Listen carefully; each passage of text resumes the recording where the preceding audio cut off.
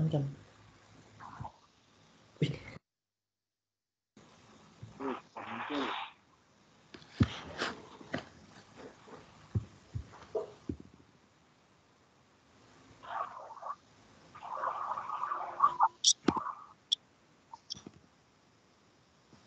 Selamat pagi teman-teman dan Pak Daniel. Kami dari kelompok 9 akan mempresentasikan hasil kerja pengauditan kami asersi dalam laporan keuangan.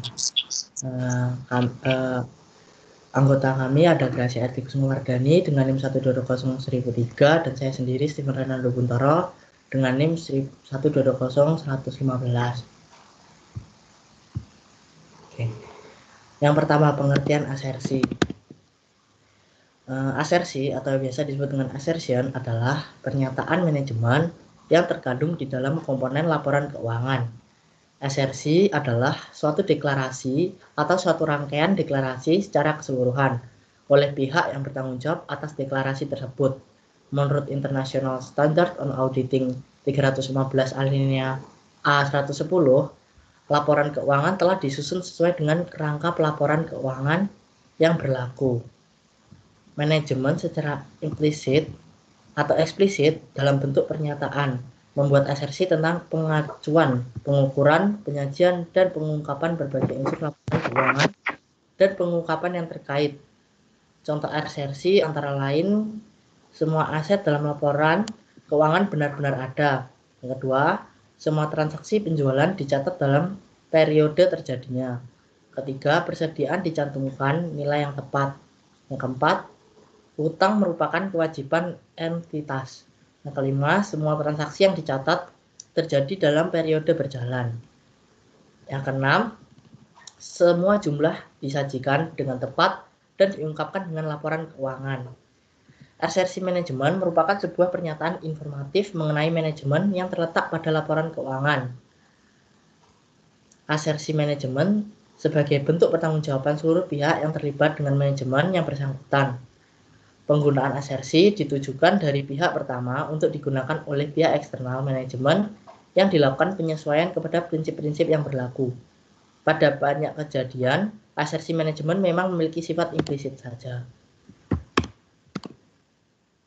Nah, pada gambar tersebut menunjukkan asersi-asersi laporan keuangan dan dampak keuangannya jika asersi tersebut salah.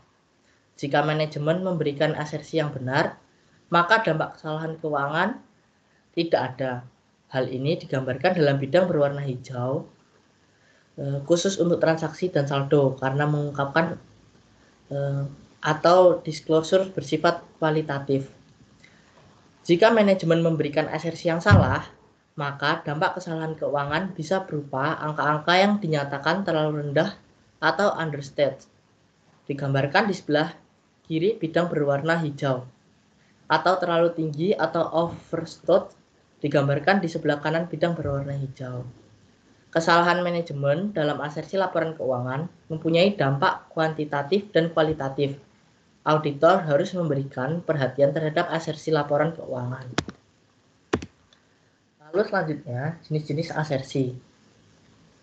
Yang pertama, menurut ICA 315 alinea A111 menjelaskan bahwa kelompok asersi yang dapat digunakan auditor untuk mempertimbangkan berbagai hal dalam laporan keuangan, yaitu jenis-jenis asersi berdasarkan jenis transaksinya. Antara lain, yang pertama ada asersi occurrence. Transaksi itu dan peristiwa yang sudah dicatat memang terjadi dan merupakan transaksi dan peristiwa dari entitas yang bersangkutan. Lalu ada completeness. Semua transaksi dan peristiwa yang harusnya dicatat dan memang sudah dicatat. Lalu ada asersi accuracy, itu angka-angka, jumlah-jumlah, dan data lain yang terkait dengan transaksi dan peristiwa yang dicatat atau sudah dicatat dengan akurat. Lalu ada asersi cut-off, transaksi dan peristiwa dicatat dalam periode akuntansi yang benar. Lalu ada asersi classification, itu transaksi dan peristiwa dicatat dalam akun yang benar. Lalu selanjutnya ada jenis-jenis asersi berdasarkan saldo akun pada akhir periode yang diaudit. Antara lain yang pertama ada asersi existence, itu adalah aset kewajiban dan ekuitas benar ada. Lalu ada asersi rights and obligation, itu entitas memiliki dan menguasai aset dan utang merupakan kewajiban entitas. Lalu ada competence, semua aset, kewajiban, dan ekuitas yang seharusnya dicatat sudah dicatat. Lalu ada valuation and allocation, itu adalah aset, kewajiban, dan ekuitas dicantumkan dalam laporan keuangan dalam jumlah yang benar. Dan semua penyesuaian atau adjustment untuk penilaian dan alokasi telah dicatat dengan benar. Lalu selanjutnya ada jenis asersi yang berhubungan dengan penyajian dan pengungkapan dalam laporan keuangan.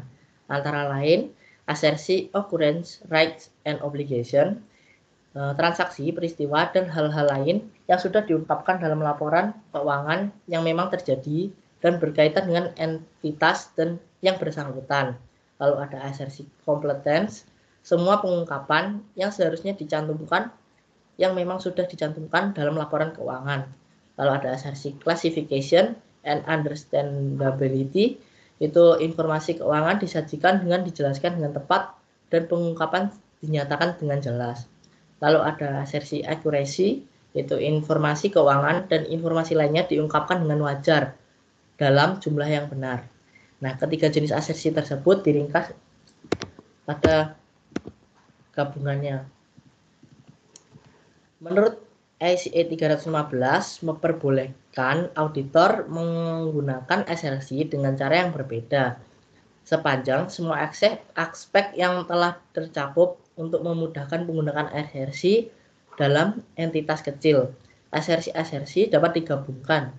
Penggabungan asersi dalam 4 kombinasi memudahkan penerapan pada 3 kategori: jenis transaksi, saldo akun, dan presentasi serta pengungkapannya. Asersi gabungan itu ada C competence, jenis transaksinya competence, saldo akunnya competence, presentasi dan pengungkapannya competence. Lalu ada asersi gabungan E existence, jenis transaksinya occurrence, saldo akunnya existence, dan presentasi dan pengungkapannya occurrence. Lalu ada asersi gabungan accuracy and cut off, jenis transaksinya accuracy, cut off, classification, saldo akunnya rights and obligation, dan presentasi dan pengungkapannya accuracy, right and obligation, classification, understandability. Lalu ada asersi gabungan valuation, saldo akunnya valuation and allocation, presentasi dan pengungkapannya valuation. Lalu ada asersi competence, itu segala sesuatu yang harus dicatat atau diungkapkan dalam laporan keuangan yang dicakup. Tidak ada aset, utang, dan kewajiban transaksi yang belum dicatat atau diungkapkan. Tidak ada catatan dalam laporan keuangan yang hilang atau dihilangkan atau tidak lengkap. Lalu ada asersi existence, segala sesuatu yang harus dicatat atau diungkapkan dalam laporan keuangan memang ada pada tanggal yang bersangkutan dan memang harus dicakup. Aset, utang, dan kewajiban transaksi dan hal-hal lain dalam catatan laporan keuangan memang ada, terjadi, dan terkait dengan entitas. Lalu ada accuracy and cut off, itu semua kewajiban, pendapatan, beban, dan hal kas atas aset yang dikuasai atau di bawah pengendalian merupakan kewajiban atau kekayaan entitas dan telah dicatat dalam jumlah yang benar dan dialokasikan ke periode yang akan datang. Benar, kemudian telah dilakukan pengklasifikasian dan pengungkapan yang benar dalam laporan keuangan.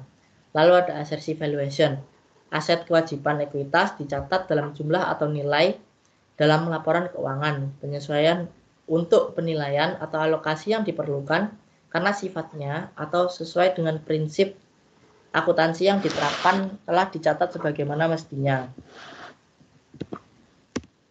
Lalu jenis-jenis asersi gabungan. Ini dia.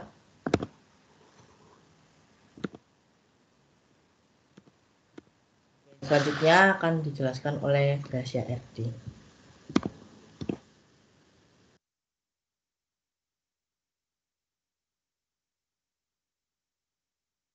Keuangan internasional standar rating 315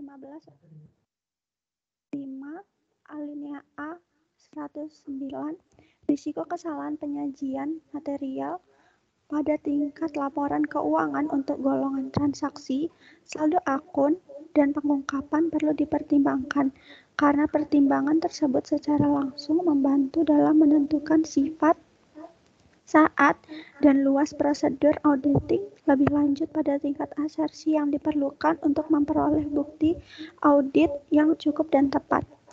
Dalam mengidentifikasi dan menilai risiko kesalahan penyajian material pada tingkat laporan keuangan, auditor dapat menyimpulkan bahwa risiko yang teridentifikasi berkaitan lebih pervasif atau tersebar luas dalam laporan keuangan secara keseluruhan dan secara potensial mempengaruhi banyak asersi. Contohnya, jika kepala pembukuan tidak cukup kompeten, sangat boleh jadi kekeliruan terjadi dalam laporan keuangan. Kemudian kekeliruan semacam ini sering kali terjadi tidak terbatas pada satu akun saja, atau satu jenis transaksi atau satu pengungkapan saja. Kekeliruan ini tidak terbatas pada satu asersi saja seperti lengkapnya transaksi penjualan. Kekeliruan dengan mudah menambah asersi lain seperti akuransi, existence, atau valuation. Next.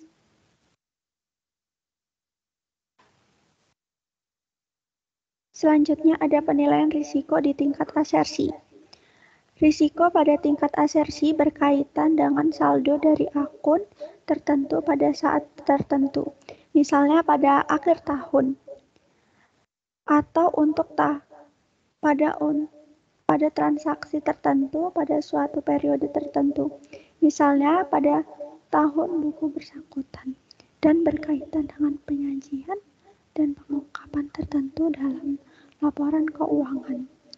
Relevansi setiap asersi untuk saldo akun atau jenis transaksi atau penyajian pengungkapan tertentu akan berbeda tergantung dengan ciri saldo akun dan potensi salah satu material. Contohnya, ketika menilai valuation assertion, auditor mungkin menilai risiko terjadinya kekeliruan sebagai rendah. Akan tetapi untuk persediaan di mana keusangan adalah faktor terpenting. Auditor menilai valuation risk tinggi. Contoh lain, karena kemungkinan berkenaan dengan competence assertion yang rendah. Namun kelemahan dalam transaksi penjualan menyebabkan auditor menilai risiko karena tidak lengkapnya saldo akun sebagai risiko yang tinggi. Next.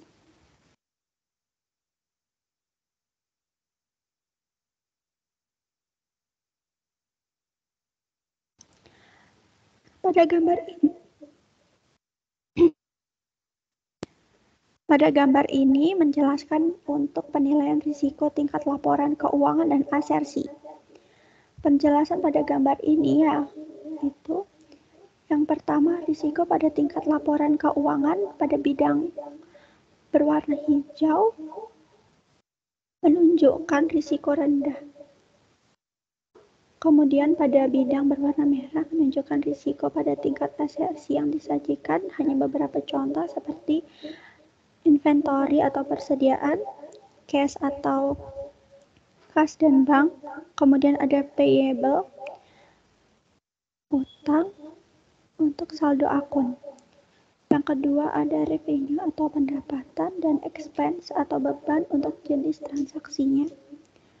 Ketiga ada komitmen dan relatable parties atau pihak-pihak terkait untuk penyajian dan pengungkapan. Kemudian risiko untuk masing-masing asersi harus dimulai dan hasilnya dikelompokkan sebagai low atau rendah, kemudian moderate atau sedang, atau high atau tinggi.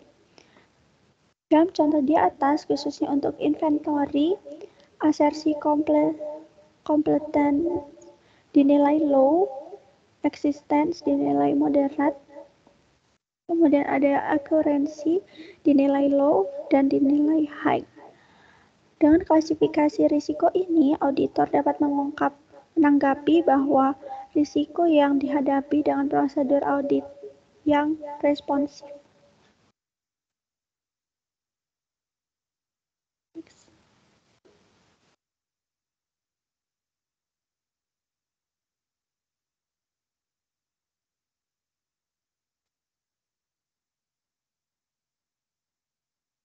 Next.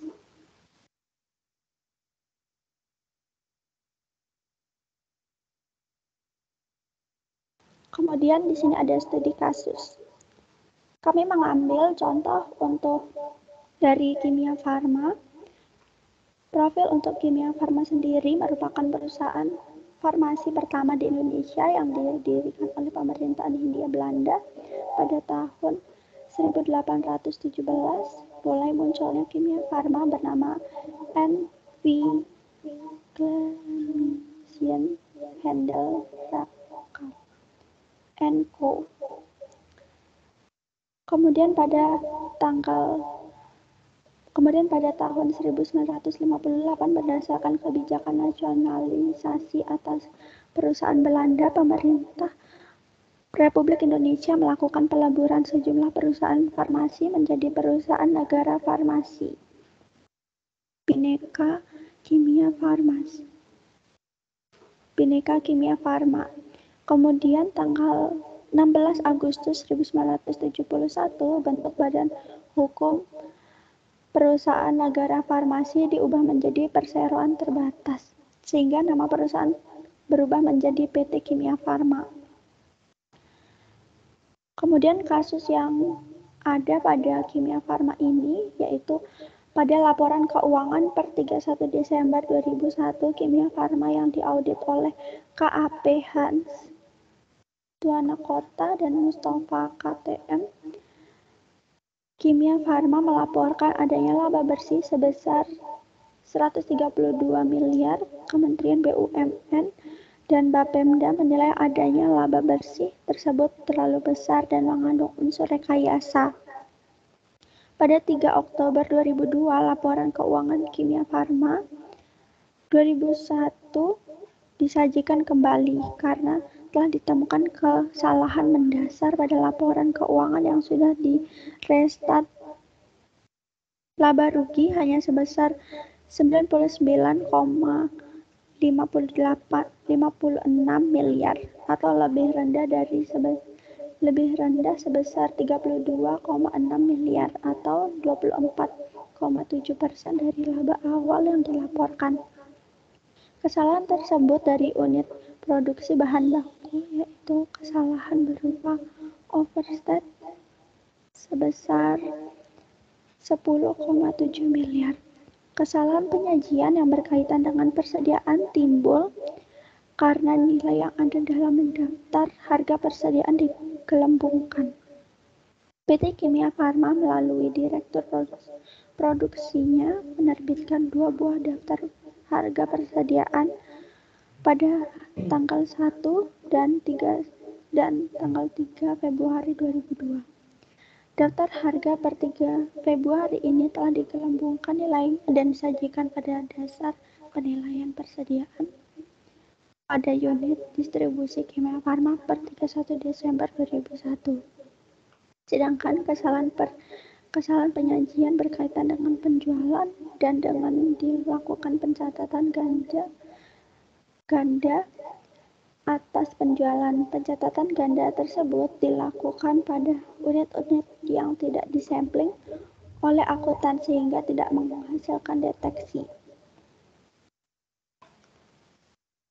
Kemudian untuk penyelesaiannya,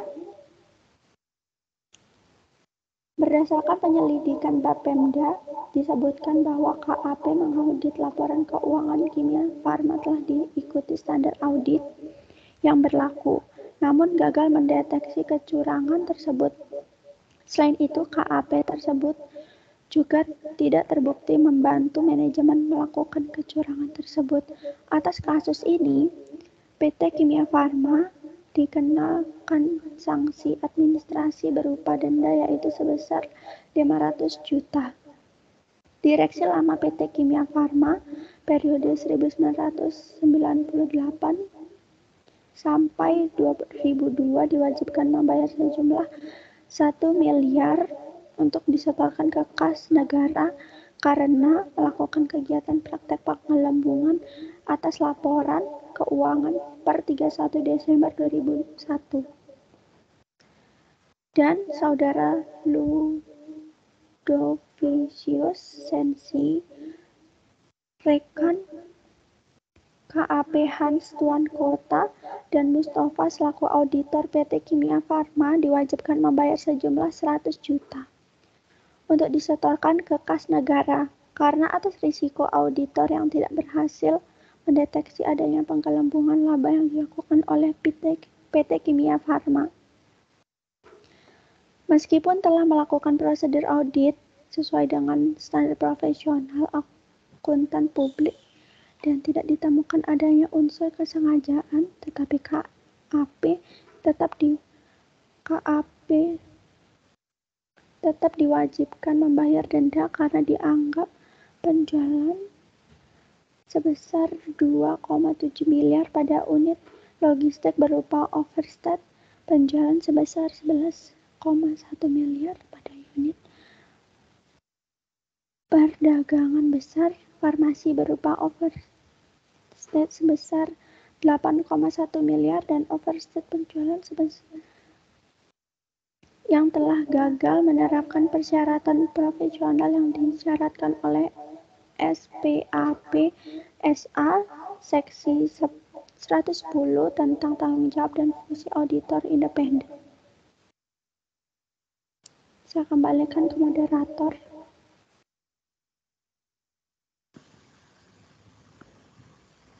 Oke, terima kasih.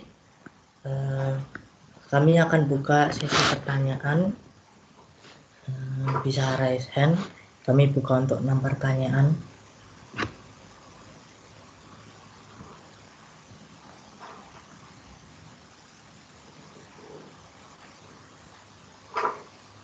Satu lagi.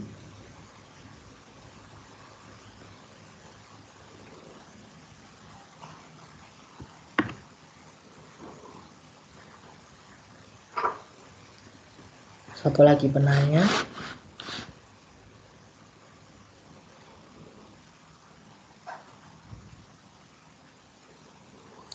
Oke.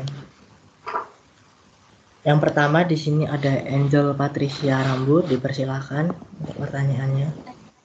Baik, terima kasih atas kesempatannya. Saya Angel, NIM 12200121, ingin bertanya, bagaimana pengaruh asersi yang relevan terhadap kinerja prosedur audit? Terima kasih. Oke, baik, kami tampung dulu pertanyaannya. Selanjutnya ada Safira Fitrianti. Baik, terima kasih atas kesempatannya. Saya Safira, NIM belakang 11, ingin bertanya, mengapa asersi laporan keuangan manajemen itu penting bagi proses audit? Terima kasih. Oke, terima kasih Safira. Kami tampung dulu pertanyaannya. Selanjutnya di sini ada Nabila Maulina Delia. Dipersilakan. Oke, terima kasih atas kesempatannya. Saya Nabila, NIM 1220103-8.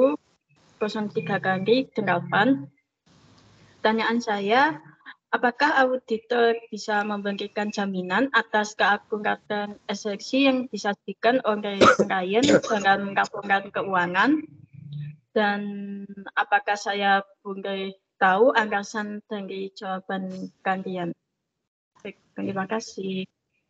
Baik Nabila, terima kasih atas pertanyaannya. Kami tampung terlebih dahulu. Selanjutnya ada Rehan Arya Jiwa Negara. Persilahkan. Baik, terima kasih atas kesempatannya. Saya Raihan Arya, NIM 1220130, ingin bertanya, apa perbedaan asersi dampak kualitatif dan kuantitatif, serta berikan contohnya. Terima kasih. Baik, terima kasih Raihan. Kami tampung dulu pertanyaannya. Selanjutnya di sini ada Caroline Yvonne Christie.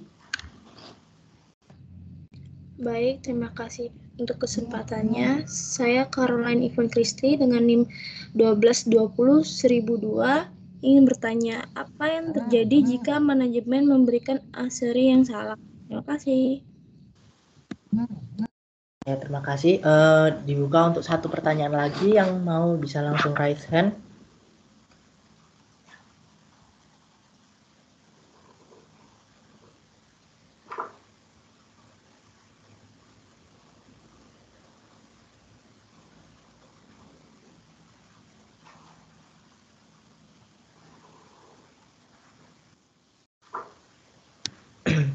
Baik.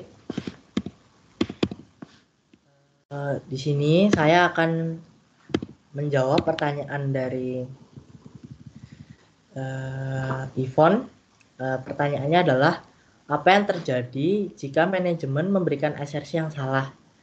Jika manajemen memberikan asersi yang salah, maka dampak kesalahan keuangannya bisa berupa angka-angka yang dinyatakan terlalu rendah atau understate. Digambarkan di sebelah kiri bidang berwarna hijau atau terlalu tinggi, overstate. Digambarkan di sebelah kanan dengan berwarna hijau.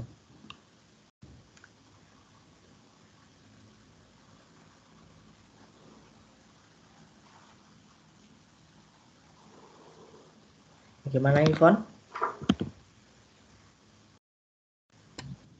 Baik, terima kasih Stephen. Ya, baik. Selanjutnya pertanyaan Safira akan dijawab oleh Gracia.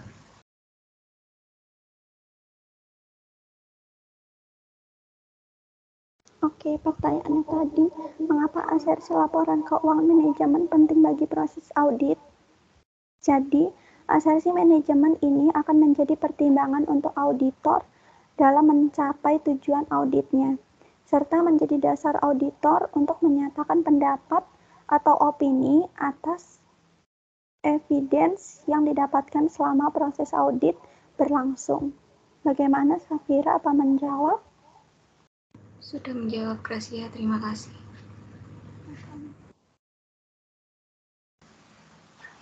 Baik, selanjutnya pertanyaan Raihan akan saya jawab. Jadi pertanyaannya adalah, apa perbedaan asersi, dampak kualitatif dan kuantitatif, dan berikan contohnya.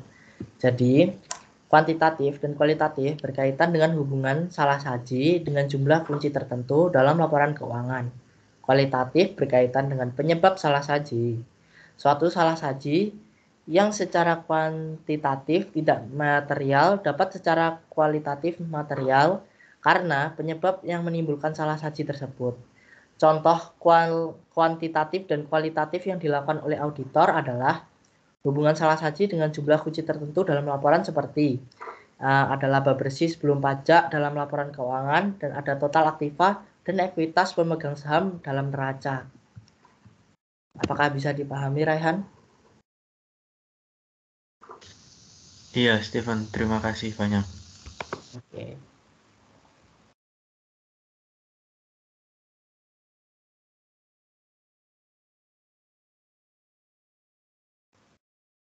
Baik, selanjutnya pertanyaan dari Nabila akan dijawab oleh Gracia. Terima kasih atas kesempatannya. Pertanyaan Nabila, apakah auditor bisa memberikan jaminan atas keakuratan asersi yang disajikan oleh klien dalam laporan keuangan? Jadi, auditor tidak dapat memberikan jaminan karena ia tidak memeriksa setiap transaksi yang terjadi setelah dicatat, diringkas, dan digolongkan secara semestinya dalam laporan keuangan, sehingga dalam audit laporan keuangan auditor memberikan keyakinan kepada klien atas laporan keuangan tersebut. Nabila, apakah menjawab? Apakah ada sanggahan? Ya, terima kasih. Jawabannya sudah menjawab.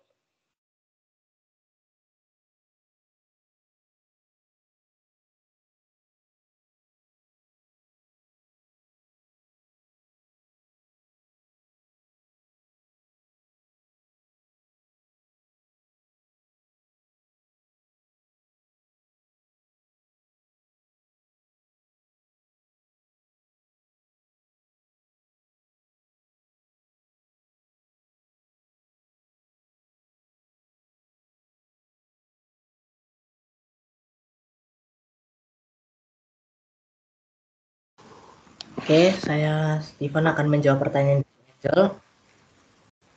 Jadi pertanyaannya tadi adalah bagaimana pengaruh asersi yang relevan terhadap kinerja prosedur audit ya. Nah, asersi yang relevan memiliki pengaruh yang berarti terhadap apakah akun-akun telah disajikan secara wajar dan digunakan untuk menilai resiko salah sajim, material, serta didesain dan kinerja prosedur audit. Tujuan audit adalah terkait transaksi. Atau kurang jelas atau ada sanggahan, Angel? Baik, terima kasih atas jawabannya, Steven. Iya. Baik, satu pertanyaan lagi bisa diresen jika ada. Saya tunggu ya.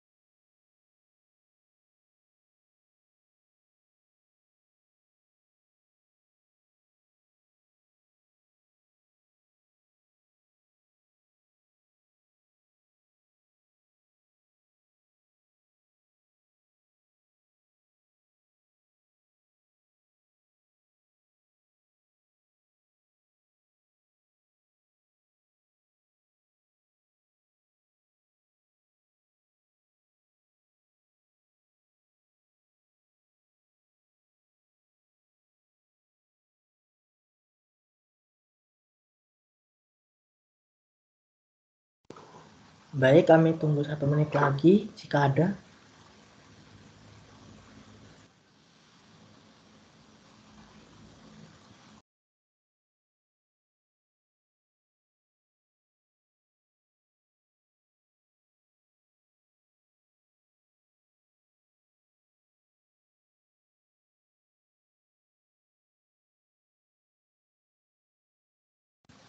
Baik, jika tidak ada, saya tutup presentasinya. Sekian presentasi dari kelompok 9. Maaf jika banyak kurangnya. Kurang lebihnya kami ucapkan terima kasih.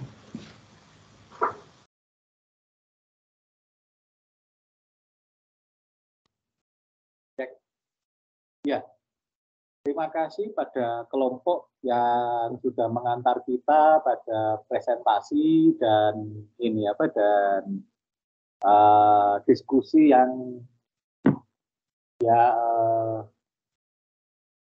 tahu kenapa ini kok kurang greget gitu ya, apa karena kepagian atau bagaimana. Jadi Gracia tadi waktu presentasi kok lama-lama suaranya jadi pelan itu ada apa Gracia? Jadi pertamanya agak lumayan keras, tambah lama pelan, tambah lama tambah pelan gitu. Saya nggak ngerti kelompok ini dua-duanya itu kelompok yang kalem-kalem gitu anaknya ya. Steven bicaranya pelan, tertata, terus kemudian Gracia intonasinya yang pelan ya. Ya nggak apa-apa, itu gaya seseorang. Saya tentu saja tidak bisa merubah. Kalau kemudian saya disuruh seperti Steven atau suruh seperti Gracia pasti nggak bisa, karena jadi begini, apa yang saya sampaikan, wah pasti nggak saya banget gitu ya, saya pasti kemudian orang ditertawakan, mungkin Pak Dan salah minum obat gitu ya, tapi ya tapi nggak apa-apa, itu gaya, itu bergaya dan baik gitu ya. Kalau saya biasanya memang keras dan cepat, kadang-kadang memang bablas, kemudian harus saya sendiri yang sadar untuk nyetop, kemudian saya memberi kesempatan orang lain bertanya. Ya, yang saya senang presentasi hari ini ternyata baik yang kemudian yang presentasi, termasuk yang nanya itu ternyata rata-rata, kecuali Gracia yang pernah, rata-rata itu tidak pernah bertanya, tidak pernah didiskusi, tidak pernah presentasi, tapi ternyata semuanya sekarang terlibat ya. Ada Caroline atau Caroline, terus kemudian Nabila dan sebagainya ya. Kebanyakan tidak. Tapi sayang memang terus kenapa tidak banyak pertanyaan?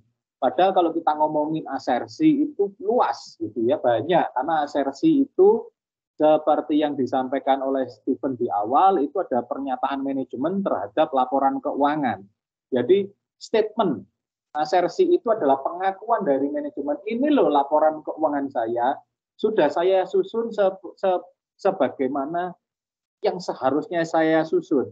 Bahwa laporan keuangan saya itu baik-baik saja loh. Ini. Buktinya apa? Ada ini. Seperti yang disampaikan oleh Stephen. Gitu ya. Itu harusnya memancing banyak. Apa itu completeness? Apa itu kemudian competence? Apa itu kemudian exist and occurs gitu ya, existence and occurrence gitu kan, itu bisa menjadi pertanyaan yang menarik sebenarnya. Seperti apa sih laporan keuangan dikatakan exist and occurs?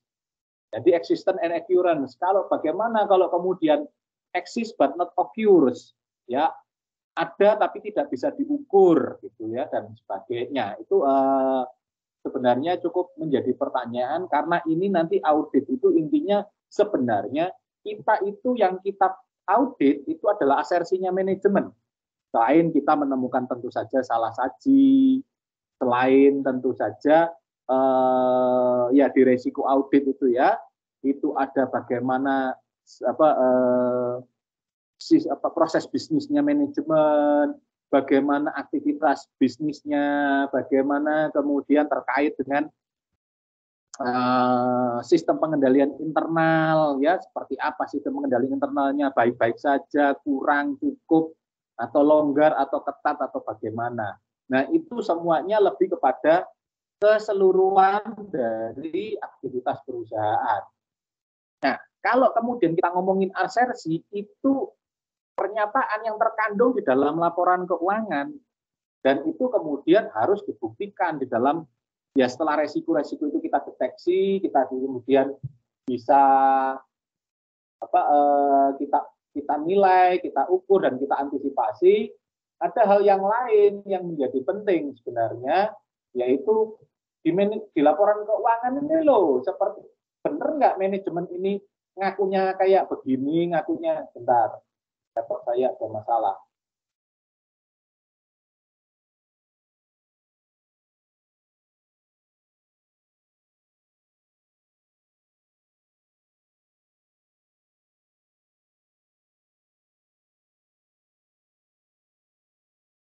Bahwa ngakunya baik-baik saja, apakah memang benar baik-baik saja? Tentu saja Pak terkait dengan penyajian dan pengungkapan dari apa yang disajikan di dalam laporan keuangan, apa yang diungkapkan, apa yang kemudian dipertanggungjawabkan itu sebenarnya harus sama. Itu yang kemudian dilakukan proses auditnya. Jadi tidak hanya kepada proses bisnis secara keseluruhan, aktivitas bisnisnya, sistem pengendalian, budaya organisasi yang ada di dalam, tapi kalau kita ngomongin asersi itu ngomongin tentang laporan keuangannya. Akun-akun yang ada di dalam laporan keuangannya itu kayak apa. Nah itu gambaran garis besarnya asersi itu apa dan bagaimana proses auditnya nanti. Nah kelompok ini memang ya ini sekaligus ya saya memberikan masukan langsung saya urutkan dari atas.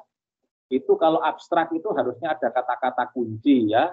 Atau kalau abstrak in English itu ada keywords-nya. Nah ini nggak ada kelompok ini. Padahal ini menjelaskan tentang apa itu sebenarnya asersi. Penjelasannya sudah benar, hanya kurang gitu ya. Entah mengapa kelompok ini memang kemudian yang saya tangkap itu penyajiannya memang minimalis. Bagus, minimalis itu tidak ada masalah. Tapi kemudian harusnya lengkap ya. Jadi ada beberapa referensi yang tidak hanya dari ISA. Harusnya itu kemudian ada beberapa yang juga dari buku-buku audit, terutama terkait dengan pernyataan teoretisnya. Tapi it's okay. Jadi kelompok ini semuanya dari ISA sudah bagus, sudah lengkap. Tapi kemudian tinggal, dari ini kalau dari ISA, ini kalau dari buku. Nah itu kemudian salah satunya kalau kemudian di bawah itu kan dari gambar atau tabel, itu kan ada tulisannya selain gambar, tabel 1 sudah benar, sudah bagus, tapi yang belum ada itu di bawahnya sumbernya. Sumber gambarnya, sumber tabelnya dari mana. Itu nanti tolong ditambahkan ya kelengkapan. Bukan salah sih, hanya kurang lengkap gitu ya. Kalau makan itu kurang kondimen gitu ya. Katakanlah kita makan nasi goreng, pagi-pagi ngomongin nasi goreng. Padahal minyak susah gitu ya. Tapi kemudian kurang telurnya, kurang harian, nggak nasi tok gitu kan. Kemudian bumbu gitu ya. Hanya kurang itu, jadi kurang kondimen. Kurang apa ya, kurang hal-hal yang melengkapi lah. Sudah bagus, sudah lengkap, tapi hanya dasarnya. Tapi ya nggak apa-apa. Kan enak, masukan saya jadi agak banyak ya. Nah, kemudian saya sebelum menjelaskan lebih detail tentang apa itu yang perlu di dalam,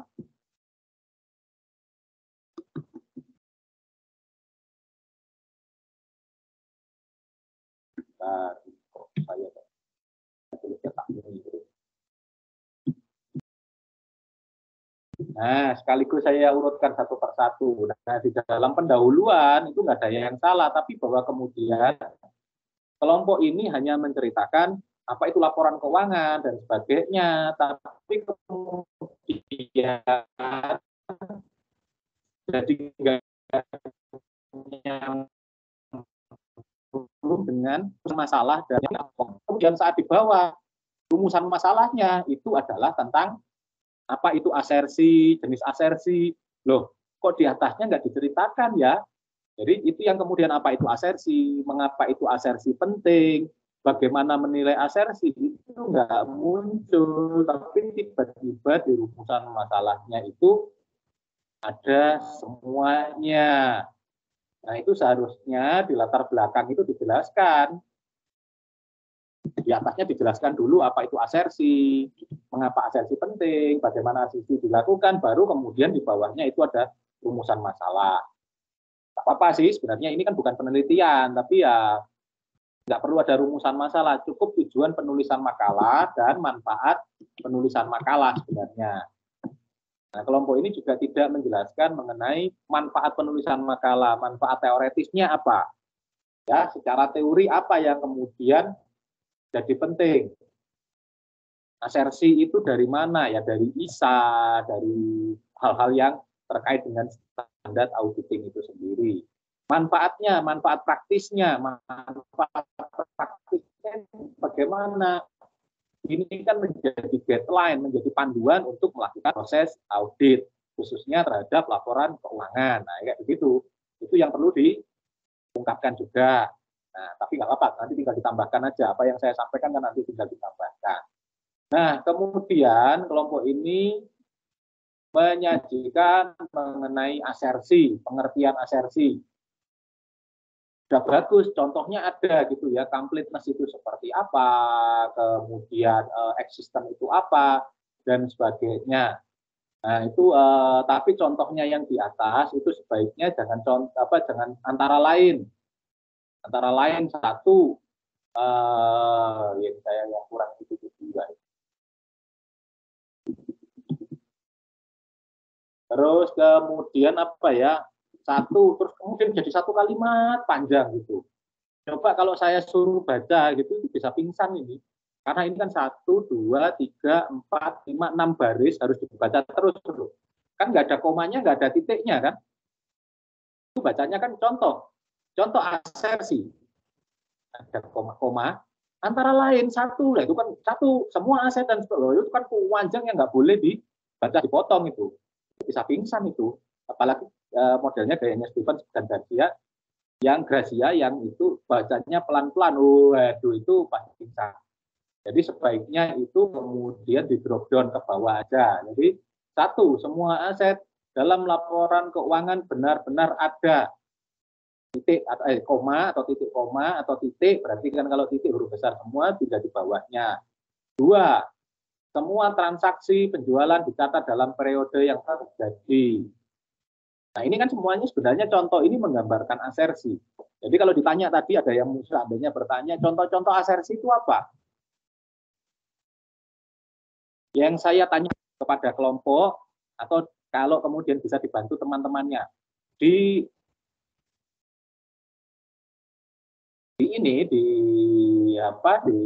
bab 2 awal itu ada contohnya, contoh untuk asersi itu semua aset dalam laporan keuangan benar-benar ada.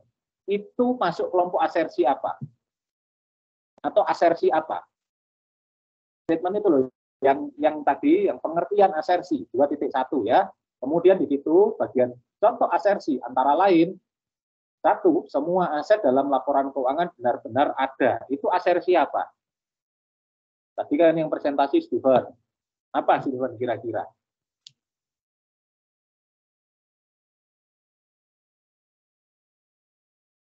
Kamu yang nulis masa nggak tahu gitu kan?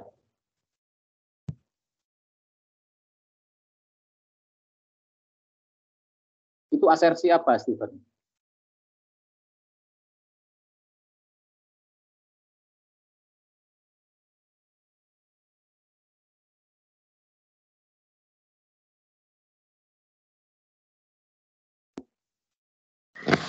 Maaf Pak, lupa asersi eksisten. Sekali, itu eksisten, ya, eksisten. Karena apa? Benar-benar ada. Nah ini sayang penjelasannya semuanya kan in English. Seandainya teman-teman itu dijelaskan dalam bahasa Indonesianya gitu ya. Satu, katakanlah yang dibawanya ini kan ada completeness. Jadi bisa kemudian dijelaskan apa itu yang asersi, jenis-jenis asersi ya nanti ya. Asersi namanya occurrence. Oh ini sudah ada penjelasannya, sorry.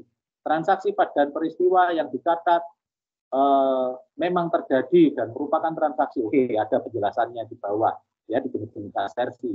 Tapi dari contoh itu sebenarnya dikasih. Sebenarnya contoh katakanlah terus kemudian ditulis seperti occurrence existence titik 2 itu, atau semua aset dalam laporan keuangan benar-benar ada dalam kurung asersi eksistensi atau keberadaan gitu ya, itu bisa lebih baik. Nah ini kan contohnya kan ini contohnya masuk apa ya, kelompok apa. Terus kemudian semua transaksi penjualan dicatat dalam periode yang terjadinya. Ini apa ini? Katakanlah saya tanyakan ke ini, ke mana, ke Gracia. Yang occurrence, Pak. Nah, semua transaksi dicatat dalam periode terjadinya. Kalau occurrence tadi kan yang di atas tadi, yang pertama. Yang kedua, semua transaksi dicatat pada periode terjadinya.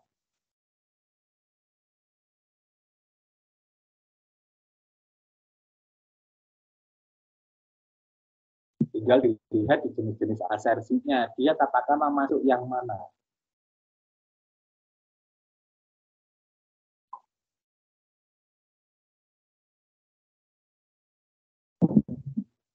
Yang occurrence, right, and obligation. Nah, kalau obligation kan urusannya dengan obligation itu kan kewajiban. Dengan apa, Stephen? Dengan yang mana?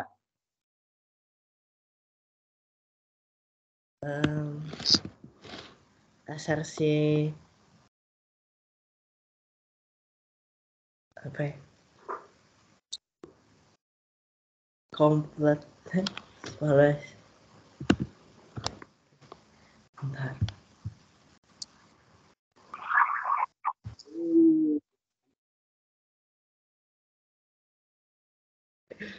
Anu Pak, transaksi asersi kompeten, bukan kalau kompetensi itu ya eksisten juga bukan, completeness juga bukan, dia masuk di cut off ya. Baca aja di penjelasannya di bawahnya itu transaksi.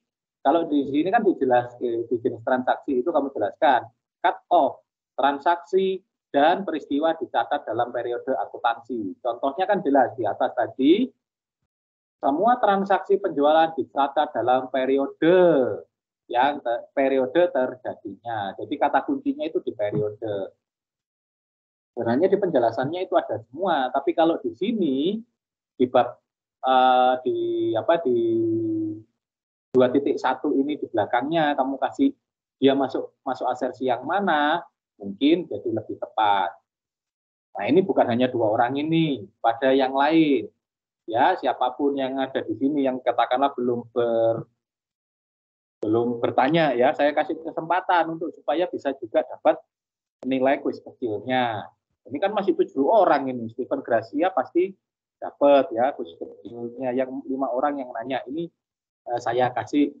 Ini enak sebenarnya kan, kemudian saya yang bertanya tinggal menjawab masuk kemana gitu ya. Persediaan dicantumkan nilai yang tepat. Yang 3 ini masuk asersi apa? Yang lain ya, siapapun gitu ya.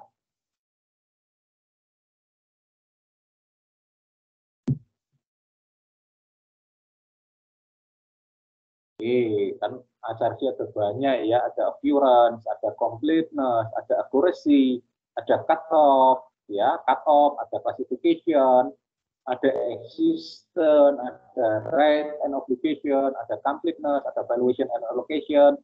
Kira-kira yang mana? Kan tadi sudah dipresentasikan ya oleh Steven. Kira-kira dia masuk kelompok yang mana? Ayo, siapa saja yang lain? Mungkin kayaknya ini Pak, di logika aja bisa kok. Dari kata-katanya kan ini jelas toh. Persediaan dicantumkan dengan persediaan dicantumkan nilai yang tepat, atau persediaan dicantumkan dengan nilai yang tepat. Masuk di mana?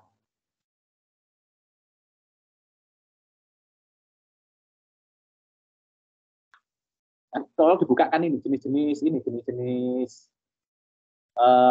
dibuka di share screen itu di jenis-jenis asersi, Steven.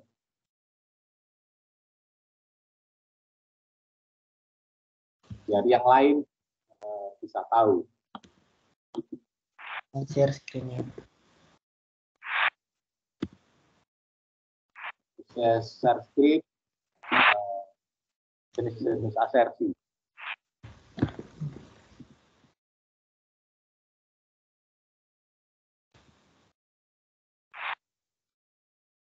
Bukan, ya nggak apa-apa, yang gabungan jenis-jenis transaksi. Oh ya, lengkap ini enak. Ya.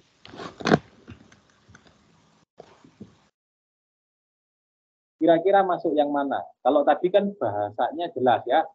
Yang kedua, contoh yang kedua itu cut off, karena kita ngomongin periode city ya. Di akuntansinya itu ngomongin prinsip periode city. Periode city itu yang namanya transaksi dibatasi pada periode, dan itu salah satu untuk memotong itu adalah cut off. Jadi periodenya itu dibatasi pada periode tahun takwin. Nah, kalau kita ngomongin jumlah yang tepat, kira-kira yang mana? Tadi kan sudah dijelaskan oleh Steven. Siapapun itu oke, nggak apa-apa. Menjawab, kesempatan untuk mendapatkan nilai kuis kecil.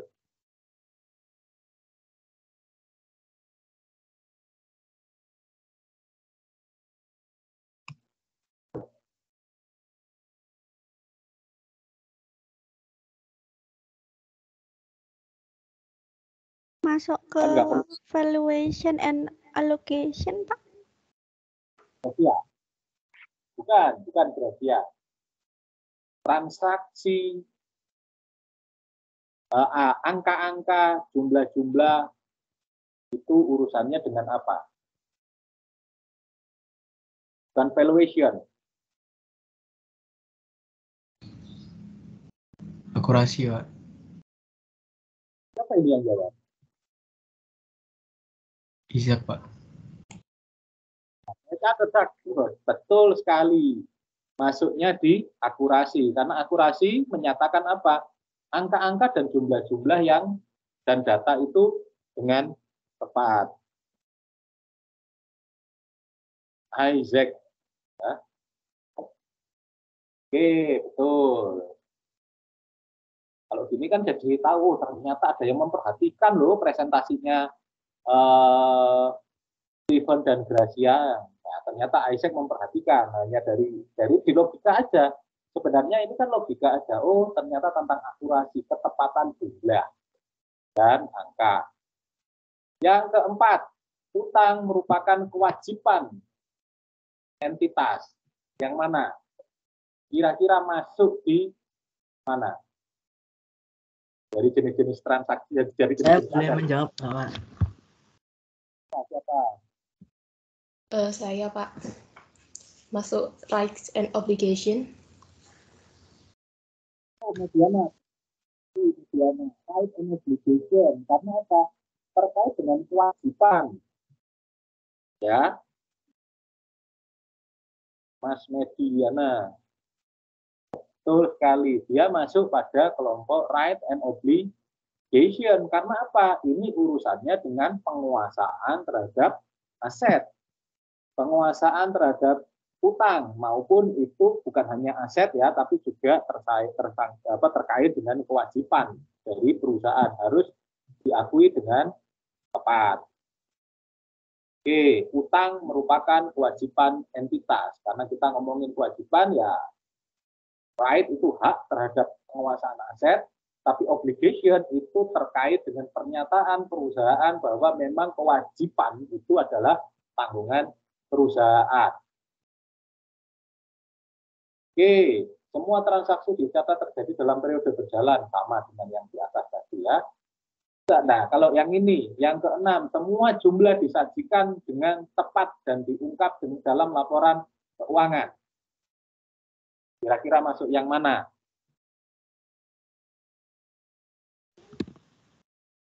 Classification and understandability.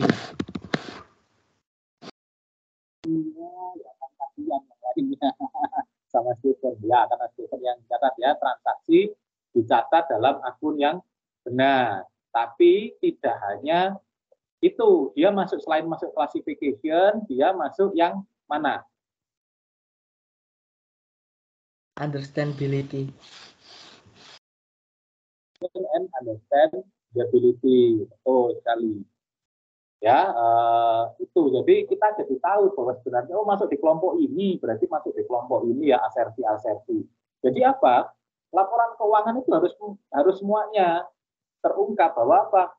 Kalau kemudian dibagi jenis-jenis ini kan jelas gitu ya, bahwa laporan keuangan itu harus obvious.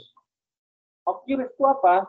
Bahwa kemudian semua peristiwa itu memang terjadi, tidak kemudian apa yang dicatat di dalam laporan keuangan itu mengada-ngada, atau kalau kemudian bisa dikatakan bukan sekedar yang namanya apa ya, mengada-ngada itu kita tidak melakukan manipulasi, memang benar terjadi kok.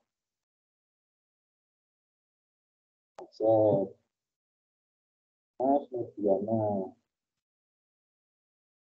Jadi apa? Semua transaksi itu memang benar. Jadi laporan keuangan itu bukan isinya itu bukan apa ya, bukan sesuatu yang diada-adakan, tapi memang ada transaksinya memang terjadi, transaksinya memang ada. Nah, kemudian yang lain-lainnya baru dicatat dengan benar dan sebagainya itu masuk yang lain. Tapi kita ngomongin occurs. Occurs itu adalah keterjadian. Ya. Jadi semua transaksi di dalam laporan keuangan itu benar-benar terjadi. Oke. Saya senang kemudian kalau ditarik ke belakang ini ya, rambutnya Stephen gitu ya.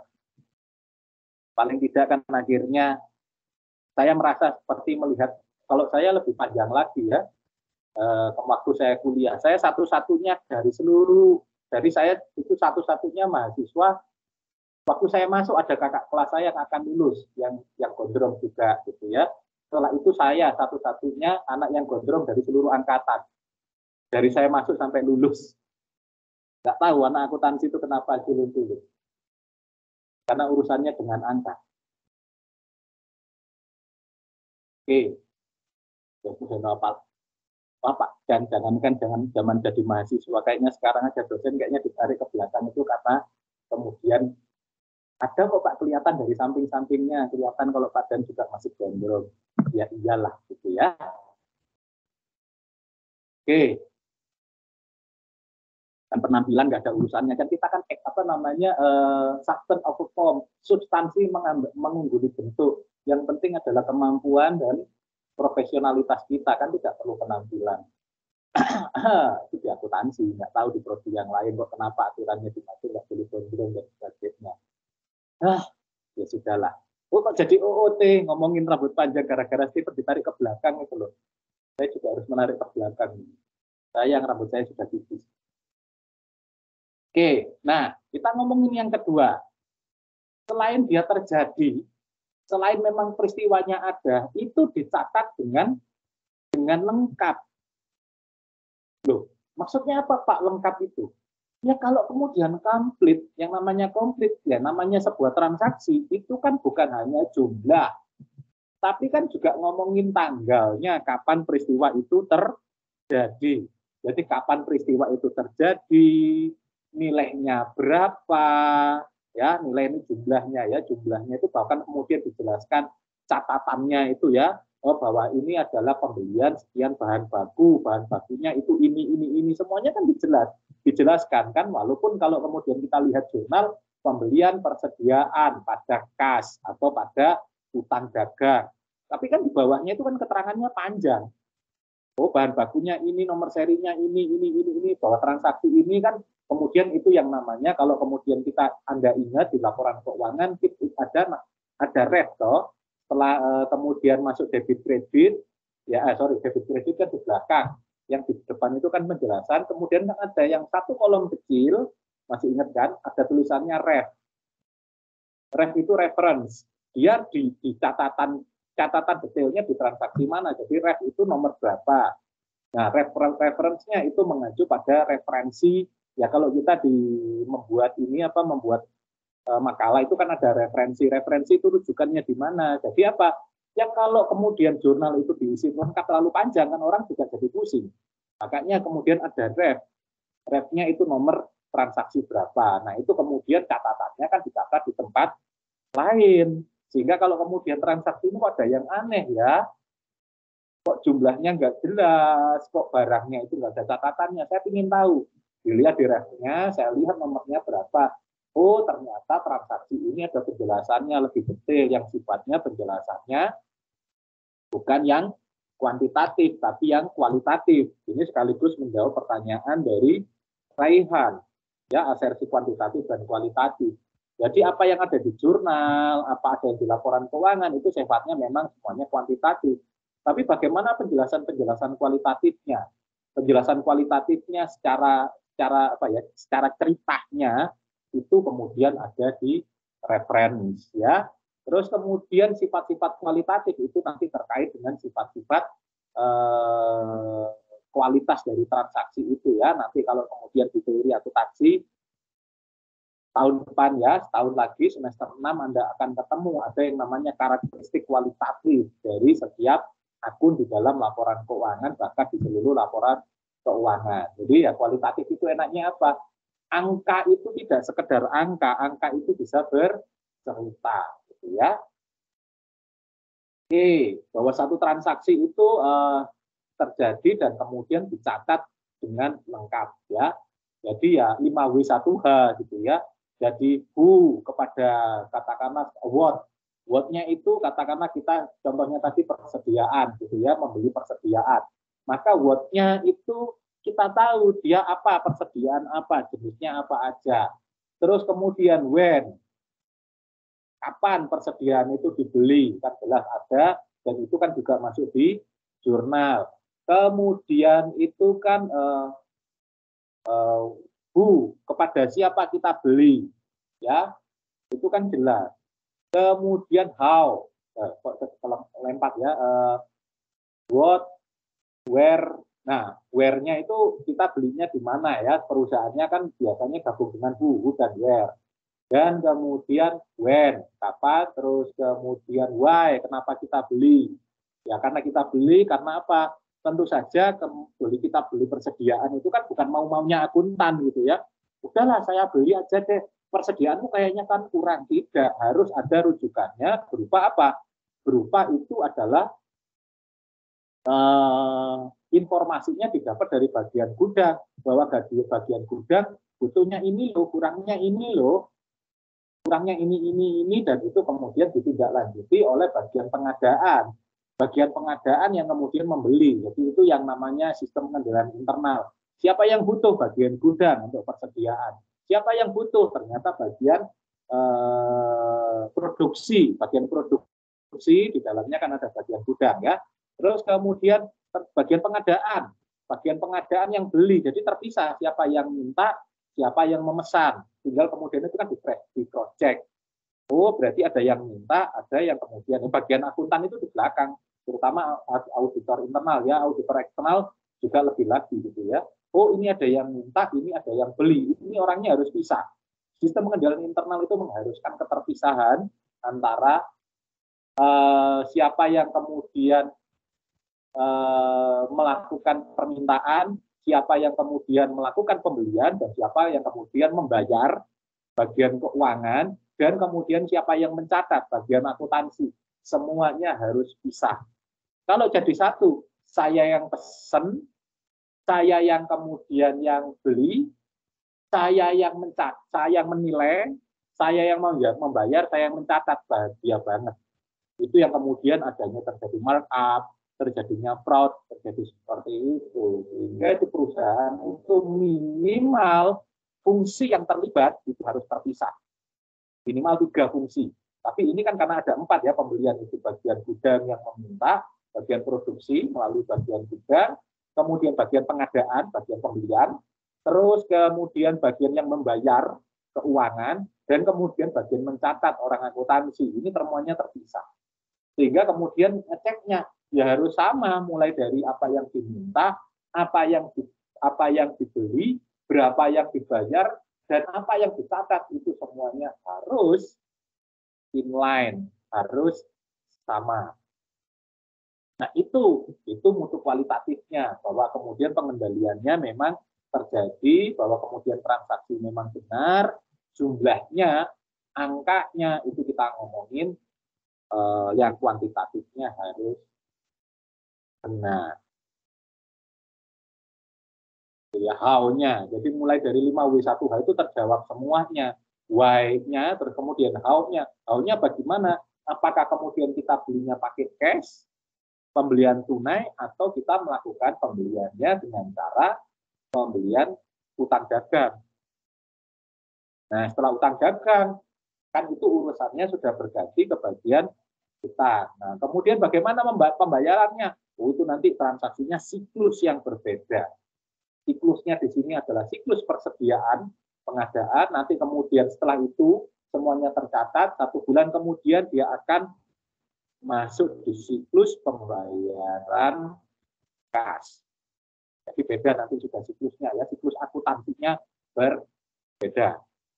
Wah Pak, jadi audit itu harus paham akuntansi ya? Iyalah, namanya audit itu kan memeriksa.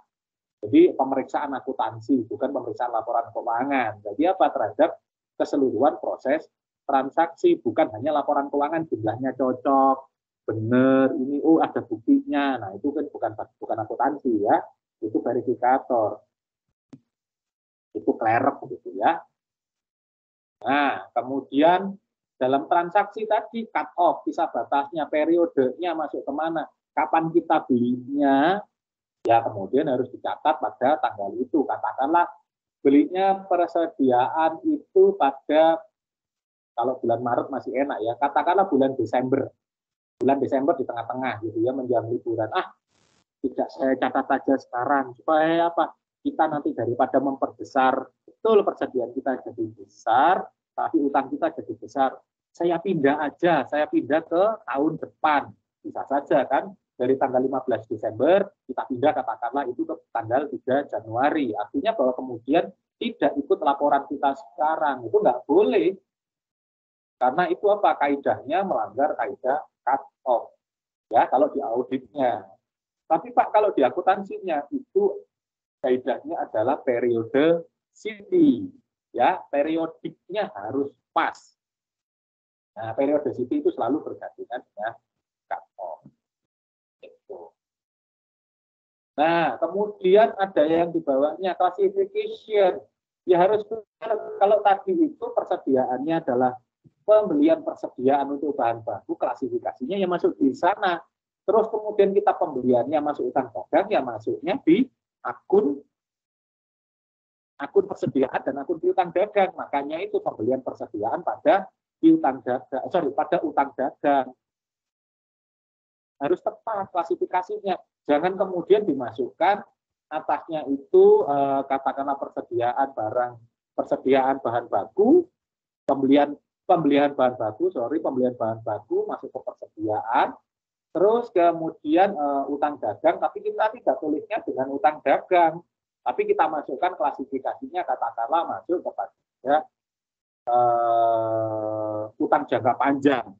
Ya kan nggak benar kalau kita beli utang jangka panjang kok utang jangka pendek yang sifatnya cuma di bawah 1 tahun, kenapa kita masukkan ke utang dagang yang sifatnya itu lebih dari 1 tahun?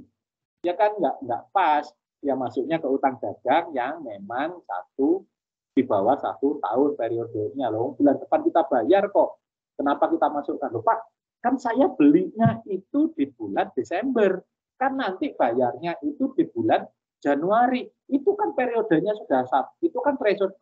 sudah beda dan itu kan sudah tahun. Makanya tahunnya juga beda. Makanya saya masukkan ke utang jangka panjang. Ya nggak bisa, sifatnya kayak begitu. Tetap utang dagang walaupun beda tahun pembayarannya.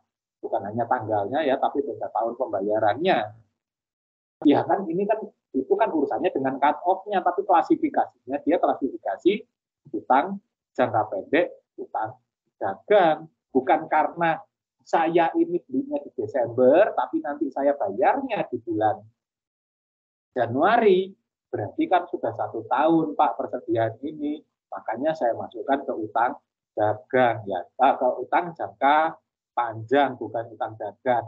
Itu namanya memang sengaja memolorkan utang. Nah itu pasti ada kemudian auditor yang paham, nggak apa-apa, sudah dicatat sebagai temuan bahwa dia melakukan kesengajaan melakukan manipulasi dengan sengaja. Itu nanti bisa dikatakan masuk fraud, kan sudah dicatat jangka panjang. Ya, itu ada di fraud itu nanti ada.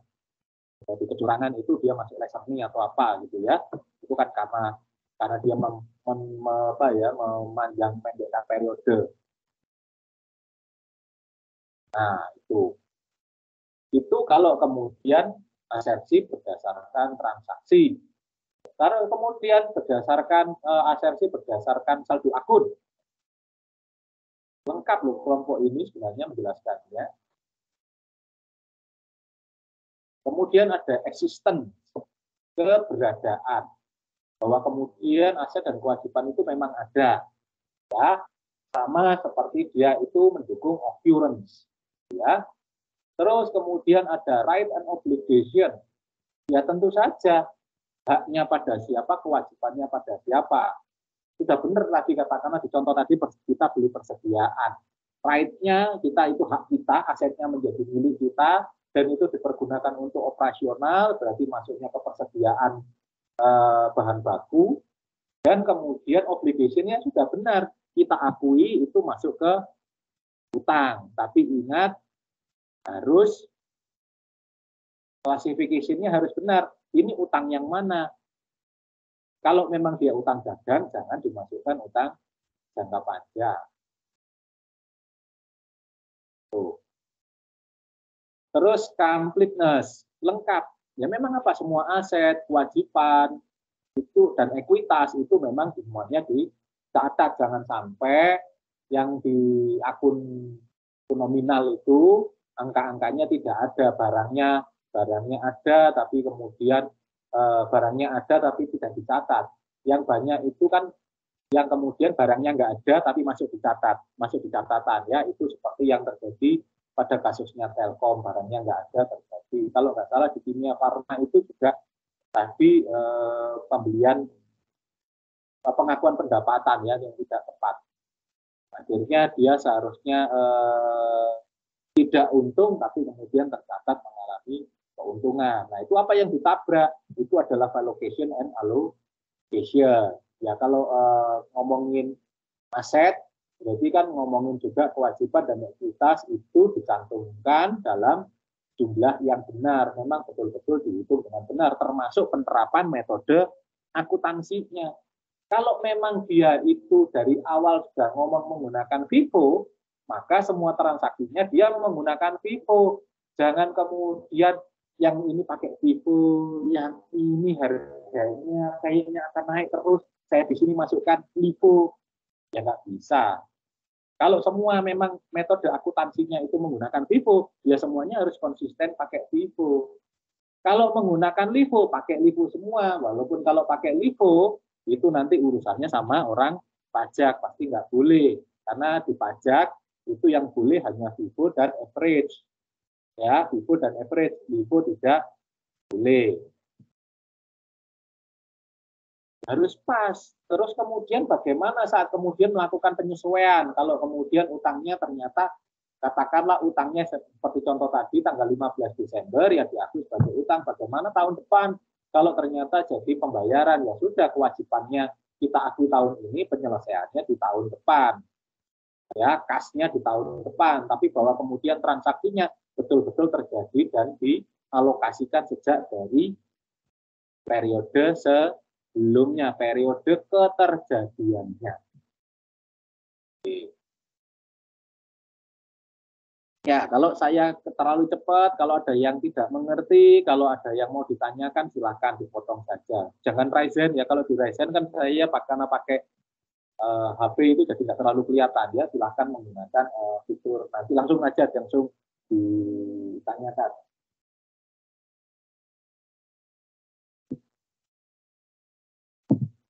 Bentar, ini saya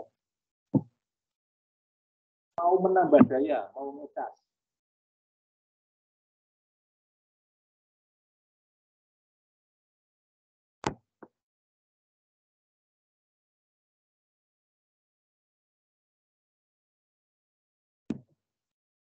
Maaf ya.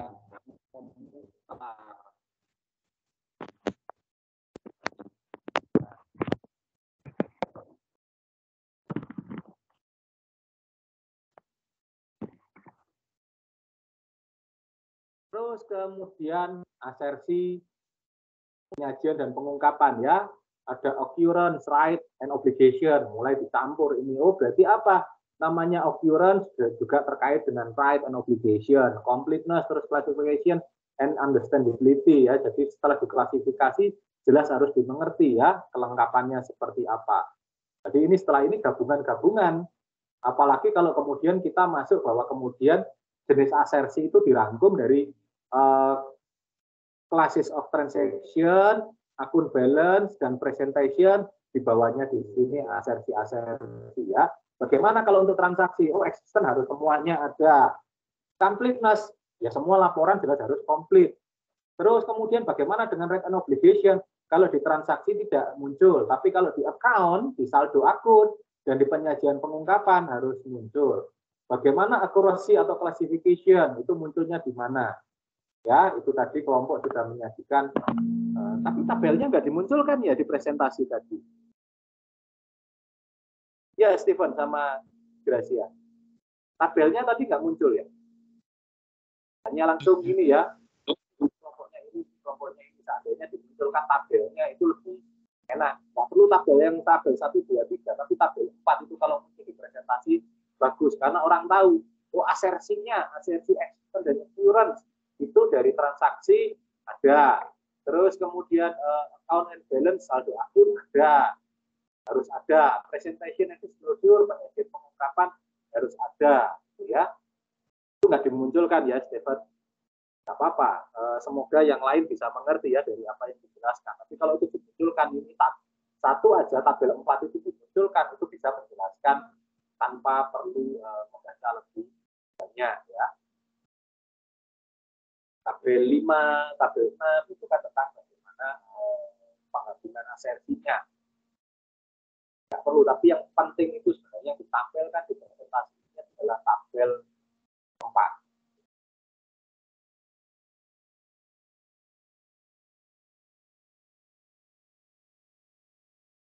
Oke, kalau tabel 5 itu penjelasannya bahwa kemudian asersi itu harus memenuhi kaidah CEAF ya, CEAF. Saya sering merubahnya itu menjadi KB ya, supaya lebih enak bisa dihafal. CAPE gitu ya. Completeness, bahwa asersi itu harus lengkap. Terus kemudian existent harus ada. Accuracy and cut off gitu ya, and cut off itu harus ada. Valuation-nya, penilaiannya juga harus ada. Nah, kelompok ini sudah sebenarnya menyajikan dengan baik di presentasi. Ya, kalau di makalah tadi memang di makalahnya lumayan lengkap, hanya memang sumbernya cuma dari bisa. Seandainya dilengkapi dengan sumber yang lain memang lebih lagi gitu ya.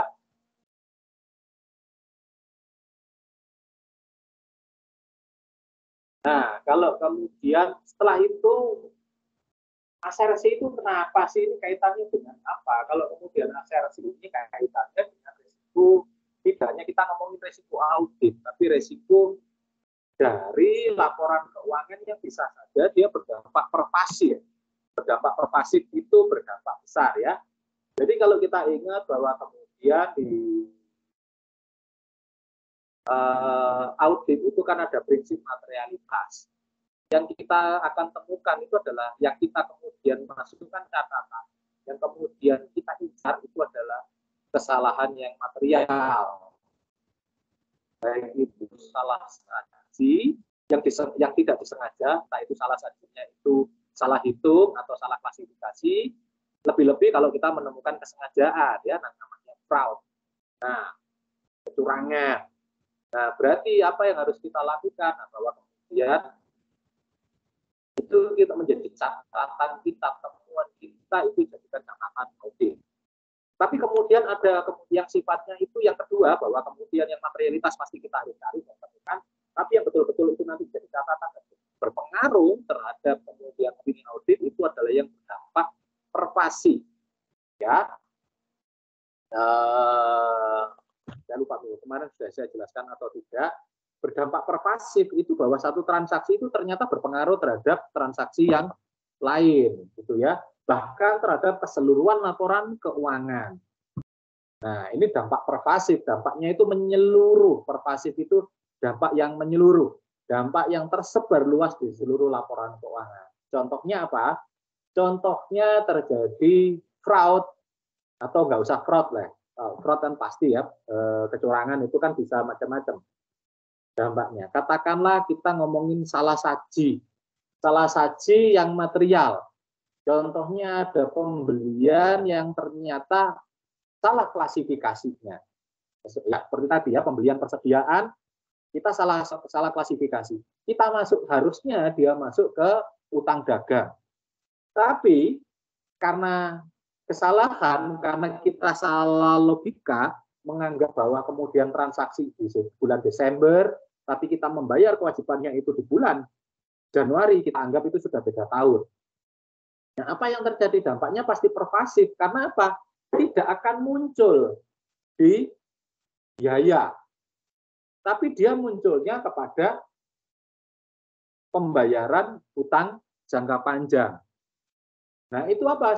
Artinya apa? Nanti kemudian persediaan yang kita dari persediaan bahan baku tadi yang kita produksi, maka itu tidak akan masuk ke HPP yang sekarang, karena nggak mungkin toh HPP-nya itu adalah utang jangka panjang. Yang terjadi kita salah memasukkan, akhirnya apa? Costingnya dia menjadi kecil. Karena apa? Kita masukkan salah, harusnya itu masuk utang dagang, masuknya itu ke HPP, tapi kita masukkan dia ke utang jangka panjang. Akhirnya apa? Costingnya rendah. Ya, penetapan harganya, costingnya itu penetapan biayanya rendah. Akhirnya saat kemudian kita menjual, pricingnya menjadi apa? Menjadi terlalu murah. Kita kan sepertinya mendapatkan untung nih, ya, karena perusahaan kemudian mendapatkan untung karena pricingnya rendah, costingnya rendah, jadinya akhirnya barangnya jadi dan laku, pendapatan kita jadi tinggi karena kemudian penjualannya tinggi, tapi karena kita menjual terlalu murah, ya, atau bahasanya Stephen tadi understated, ya. Terlalu kecil. Pricing-nya, costing-nya terlalu kecil, terus kemudian pendapatan kita akhirnya walaupun nilainya tinggi tapi understated karena apa?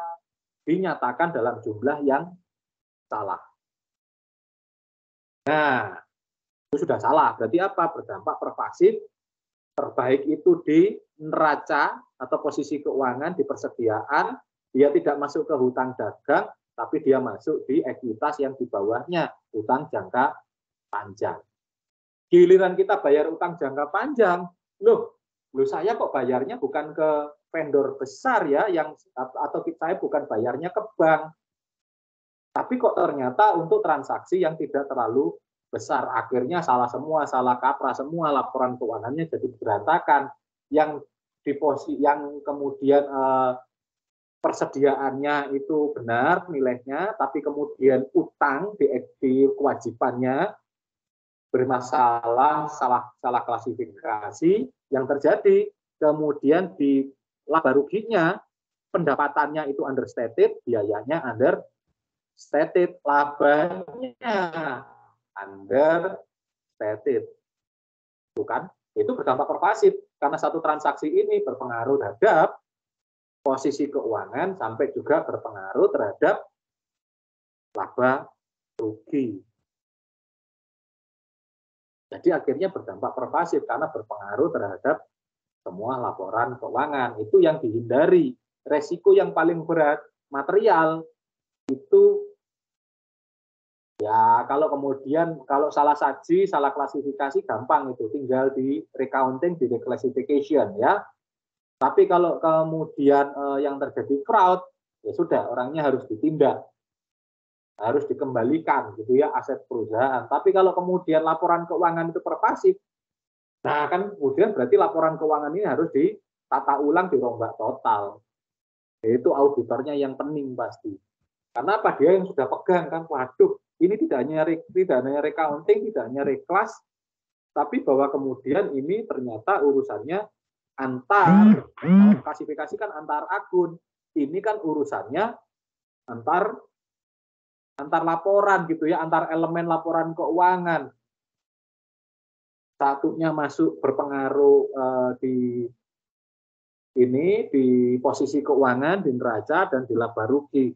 Dia kan merubah semua, yaitu kan kerja dua kali itu auditornya. Kan nggak mungkin dikembalikan ke auditinya. Kamu salah, ini kerjakan. Yang enggak, ya itu jadi tanggung jawabnya auditor. Auditornya akhirnya, waduh, ini harusnya bukan pekerjaan saya cuma melakukan pemeriksaan bahwa ternyata ini salah semua, harus saya tata ulang lagi. Nah, itu yang paling dibenci oleh auditor saat kemudian harus menata ulang laporan keuangan lagi.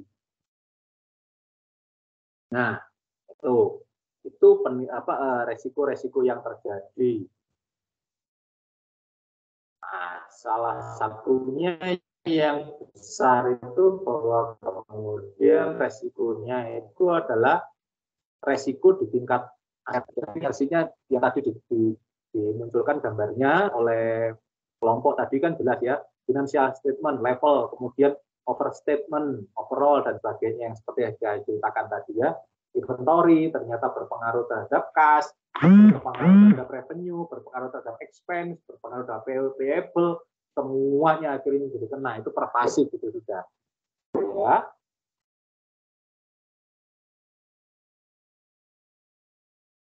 Nah, sekarang ini sudah tahu ya gambaran seperti apa asersi itu harus dijaga. Asersi itu harus diperhatikan oleh manajemen untuk ditampilkan dengan sebenar-benarnya. Dan bagi auditor ini yang menjadi perhatian khususnya terkait dengan akun-akun, terkait dengan transaksi dan akun-akun yang ada di dalam elemen laporan keuangan ya, baik itu di posisi keuangan maupun di laba rugi maupun nanti urusannya sampai arus kas harus diperhatikan. Nah, itu sudah paham ya, sudah pada tahu seperti apa kira-kira asersi itu pentingnya seperti apa bagi manajemen dan bagi auditor, bagi yang menyampaikan pertanggungjawaban maupun yang atau istilahnya di dalam bahasa akuntansinya itu yang melakukan stewardshipness pertanggungjawaban, manajemen melakukan stewardshipness, maupun auditor yang melakukan evaluasi terhadap asersi-asersi dari laporan keuangan. Oke, ada yang ditanyakan mengenai pemahaman tentang asersi, baik itu asersi transaksi, baik itu asersi akun maupun asersi gabungan.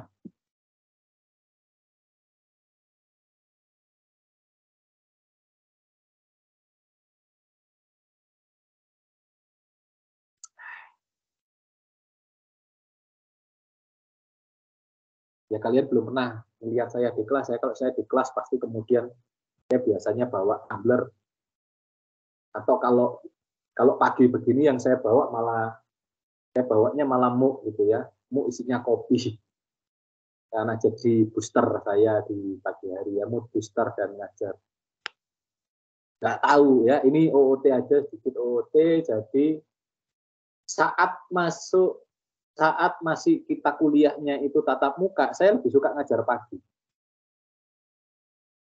Terus kemudian jadi enak, jadi saya datang itu di kampus pasti 7:30 langsung ngajar gitu ya, jam 8 kurang 10 atau jam 8 ngajar pagi, yang sampai sore itu banyak kosongnya. Entah mengapa saat kemudian belajar online itu saya sangat tidak suka mengajar pagi. Saya lebih suka ngajarnya itu yang siang, yang jam 1 gitu ya, atau minimal yang jam 10. Jadi ternyata pandemi, ternyata pola mengajar itu ya yang dari tatap muka menjadi online ini, menjadi daring ini merubah juga pola mengajar. Kalau pagi kayak begini akhirnya gitu, saya banyak minum, banyak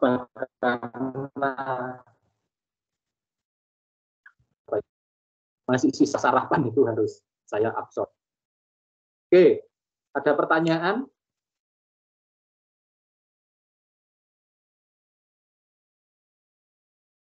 Nah, masuk ke studi kasus. Ada yang salah nggak di kasusnya dengan kelompok 2 ini? Saya nggak nanya ke kelompoknya ya, karena kalau kelompok nggak ada yang salah, Pak. Saya sudah benar kok, Pak. Ini kan kasusnya kasus audit. Nah, ini kok kawan-kawan nggak ada yang nanya. Kalau bagi saya nggak ada yang salah, tapi banyak yang kurang. Karena kemudian di contoh kasus ini, bukan masalah ininya ya, bukan masalah KAP-nya. Karena kalau KAP-nya ya gimana ya, seperti yang saya sudah ceritakan yang lalu ya, Anies Tuana Kota Mustafa itu siapa gitu ya, Pak Bos dulu ya, mantan bos. Nah, bagaimana dengan kemudian sejarahnya, terus kemudian kasus kelalaian, nggak ada yang salah sebenarnya. Tapi bahwa kemudian ada yang kurang dari pernyataan ini karena di atas itu kan kemudian ada kecurangan terhadap laporan keuangan dan sebagainya. Tapi tidak ada pernyataan dengan jelas asersi laporan keuangan apa yang kemudian dilanggar oleh manajemen, dalam hal ini oleh Kimia Farma. Itu kan nggak muncul di sini. Ya, di contoh kasusnya ini. Asersi apa? Apakah kelengkapan, completeness? Apakah existence and occurrence, keberadaan dan keterjadian, ataukah cut off, atau yang mana? Kan tidak ada, ya. Nah, kelompok ini nanti kemudian kelompok ini untuk melengkapinya harus kemudian mencari asersi apa saja yang dilanggar ya. Kan sudah dijelaskan tadi oleh kelompok di atas, artinya untuk transaksi ini, untuk transaksi akun ini, untuk gabungan ini, tapi kan tidak muncul di sini ya asersi apa aja. Ya. Setelah itu, selain asersi, resiko apa yang ditanggung? Apakah resiko dari asersi itu dengan tidak adanya asersi ini, maka resiko apa yang dihadapi? Jelas resikonya di sini terjadi penggelembungan. Ini kan ngomongin persediaan. Ya kenapa juga saya mau ngasih contoh itu tadi juga persediaan. Ya supaya nyambung aja. Nah, ini kan persediaannya nggak muncul, asersinya apa? Oh, kemudian penggelembungan ini menabrak asersi apa saja, ya, atau asersi apa saja yang tidak dipenuhi oleh manajemen, oleh Kimia Farma. Dan kemudian resiko, kan ngomongin resiko audit, ternyata resiko apa aja yang muncul. Kenapa kemudian tidak bisa dideteksi oleh manajemen? Oh sorry, kalau kenapa tidak bisa dideteksi, itu masuk ke ini ya, kemana, ke pembahasannya ya. Kalau ini kan asersinya apa, resiko audit apa yang harus dihadapi. Ya, kalau resiko audit kan 3 ya, cuman resiko inherentnya di dalam perusahaan itu kayak apa, siklusnya ternyata apa, itu inherent sudah. Kalau namanya BUMN pasti ketat lah, pasti baik lah. Tapi kemudian kenapa terjadi seperti ini? Artinya apa? Terjadi penggelembungan. Loh, berarti masalahnya di mana? Masalahnya ada di resiko pengendalian. Pengendaliannya adalah yang lemah. Karena apa? Yang di sini yang melakukan adalah direksi ya kalau nggak salah. Kimia Farma ditemukan mendasar pada laporan keuangan, dilaporkan kesalahan pada tanggal 1 dan 3 Februari digelembungkan. Nah, berarti apa di sini kan yang main-main itu adalah bagian akuntansi dan keuangan. Otomatis dia menggelembungkan ini kan kemudian dia pasti mendapatkan izin dari, atau bahkan bisa saja diminta oleh atasannya untuk melakukan penggelembungan seperti ini. Nah, ini berarti apa? Ada sistem pengendalian yang lemah. Resiko yang lain, deteksi. Ya kita kan jadi sebagai auditor, itu kan di sini kan kemudian auditornya kan salah atau tidaknya kan sudah dijelaskan ya.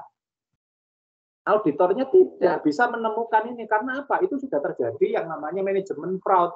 Mulai dari bagian akuntansi sampai direkturnya yang mendatangannya sampai kemudian sudah dibawa ke rapat umum pemegang saham, berarti melewati juga ini ya, komisaris independen dan komisarisnya, komisaris utamanya. Ternyata kan semuanya fine-fine aja, merasa aman-aman aja, nyaman-nyaman aja. Atau memang sengaja semuanya melakukan seperti itu. Dan kita nggak tahu ya, kalau ada data lebih lengkap, loh, kalau semuanya itu memang seperti itu, berarti kan ini manajemen fraud.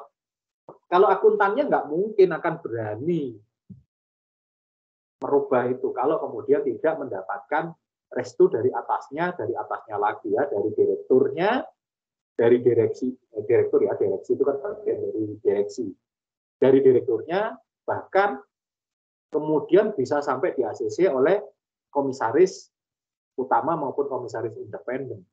Jangan-jangan kalau dibalik logikanya, jangan-jangan dia menggembungkan itu karena dia mendapat tekanan harus menjadikan laporan keuangannya baik, sehingga dia melakukan manipulasi karena diminta oleh yang lebih tinggi. Nah itu kan ada berarti apa ya? Kalau udah kayak begitu, sepinter-pinternya akuntan akan sulit melakukan deteksi. Bisa saja menemukan, bisa saja, harusnya bisa ditemukan, tapi karena itu sudah tersistematis, itu kan jadi sulit bagi akuntan untuk mendeteksi. Tapi karena BUMN dia dan perusahaan go public lewat Bapepam kan ada waktu yang panjang ya untuk melakukan audit ini, karena kalau kemudian akuntannya itu sendiri ya akan sangat sulit ya.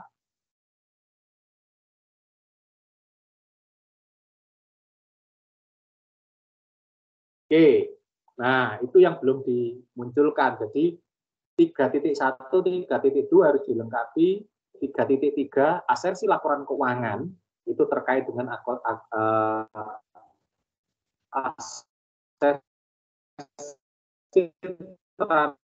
transaksi, aksesi akun, dan itu apa saja. Kan sudah ya, dari gambarannya kan tadi sudah saya sampaikan seperti apa. Saya juga ngomongin persediaan. Betul, saya nggak sadar. Ini yang mungkin ya kalau kemudian apa ya, ini di bawah sadar. Jadi saya sudah baca semuanya. Kenapa kemudian saya ngambil contohnya kok akuntansi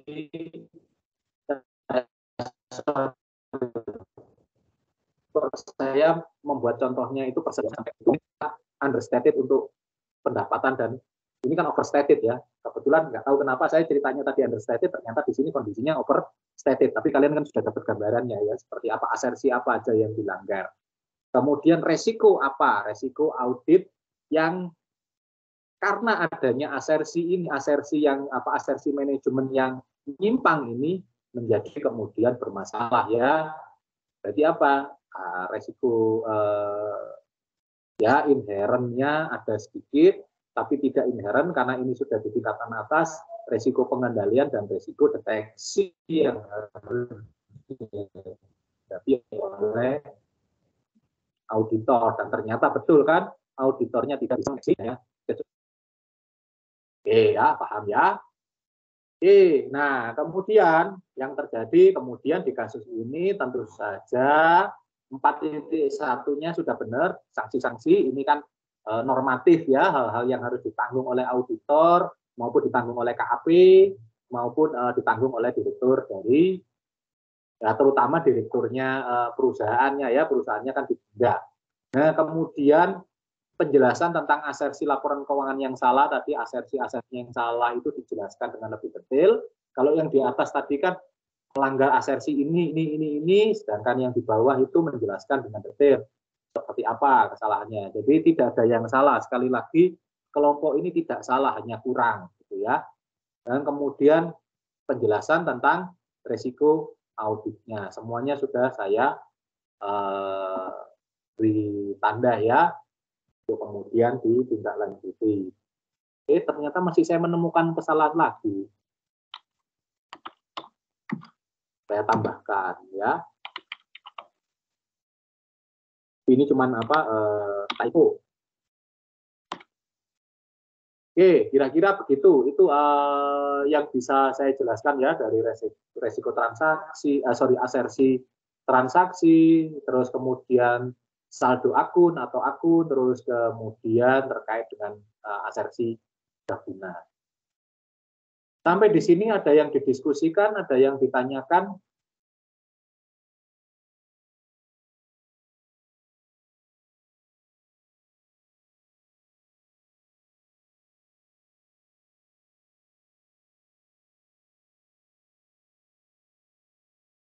Jadi contoh kasusnya harus dikaitkan dengan ininya ya, dengan dengan bab 2-nya, landasan teorinya yang di atas.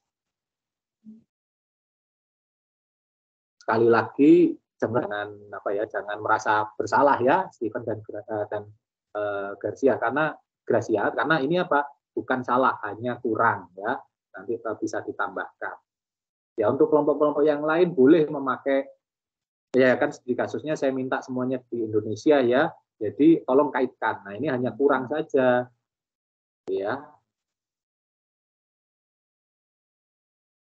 Hanya kurang beberapa yang perlu saya tambahkan. Saya minta tambahkan ini, saya minta tambahkan ini. Tapi overall sudah bagus kok apa yang disajikan oleh kelompok ini.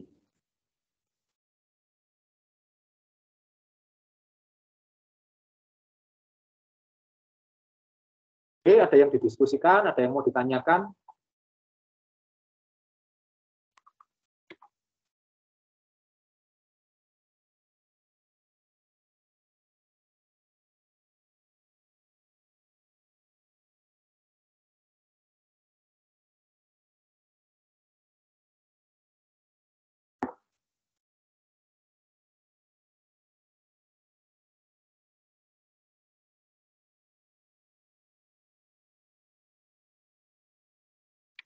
Tapi satu yang saya senang itu, Stephen itu berani nantang audiens gitu ya.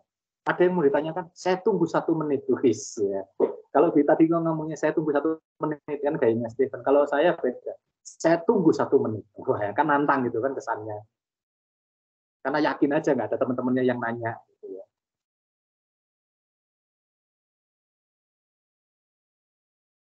Kan beda kalau ya saya tunggu 1 menit, Kalau tidak ada yang bertanya, saya akan kembalikan ke Pak Dan. Gitu kan. Saya tunggu 1 menit.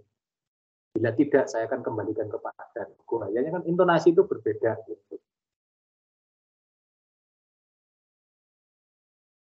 Oh, ini ada yang salah. Jadi saya ke sini. Kok.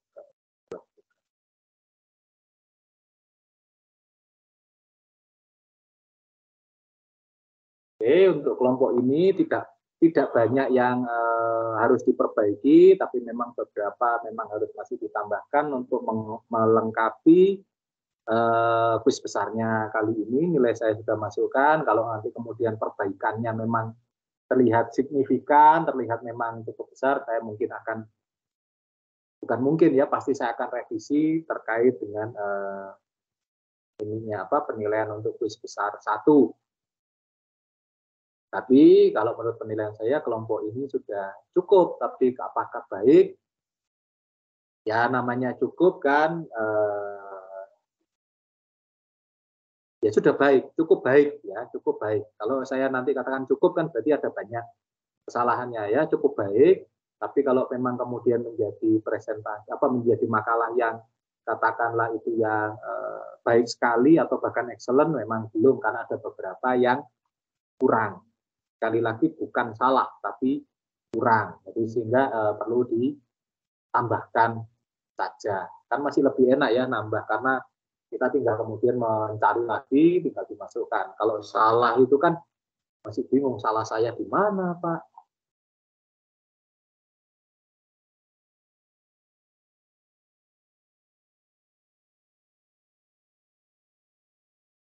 Oke. Kalau tidak ada yang ditanyakan lagi, ya saya akan memasukkan nilainya sebentar lagi. Dan oh ya, untuk sekalian teman-teman yang lain, kalau ingin lihat berapa nilai kuis kecilnya, nilai kuis besarnya, tidak perlu nunggu lama, tidak perlu nunggu besok gitu ya. Mau ngelihatnya itu nanti aja sudah muncul kok gitu ya. Kurang lebih setengah jam lagi sudah saya pasti memasukkan langsung nilainya. Nah itu tadi, karena saya tidak suka menunda pekerjaan. Artinya ya prinsip jangan sampai studi itu mengganggu, jangan sampai ya studi itu mengganggu hobi. Artinya jangan sampai pekerjaan saya terganggu, hobi saya itu terganggu karena saya belum menyelesaikan pekerjaan saya. Oke. Kalau tidak ada yang lain lagi, kalau tidak ada pertanyaan, terima kasih untuk kerja keras dari kelompok, terima kasih juga untuk diskusi dan respon dari audiens, baik kepada penyaji, pemateri, maupun saya sebagai dosen pengampu. Ya, mari kita tutup dan akhiri pertemuan kali ini. Semoga apa yang kita dapatkan hari ini itu bisa menjadi pengetahuan yang baru bagi Anda di dunia audit, dan semoga juga membantu Anda lulus dengan baik dari Universitas Majung. Lebih-lebih nanti kemudian berguna suatu saat kalau Anda bekerja di dunia kerja maupun dunia usaha. Mari kita tutup dan akhiri dengan doa. Oh ya, tadi Stephen tadi saya cut itu kok langsung gitu ya, karena langsung belum saya buka, tapi kemudian sudah selamat pagi Pak Da, dan kemudian tanpa doa. Oke, nggak apa-apa ya, untuk mengingatkan saja. Jadi selalu saya buka dan kemudian baru saya serahkan. Oke, kita akan akhiri dengan doa untuk mengucap syukur untuk segala hal baik yang kita pagi ini dan sepanjang hari ini. Berdoa menurut iman dan kepercayaan masing-masing, dipersilahkan.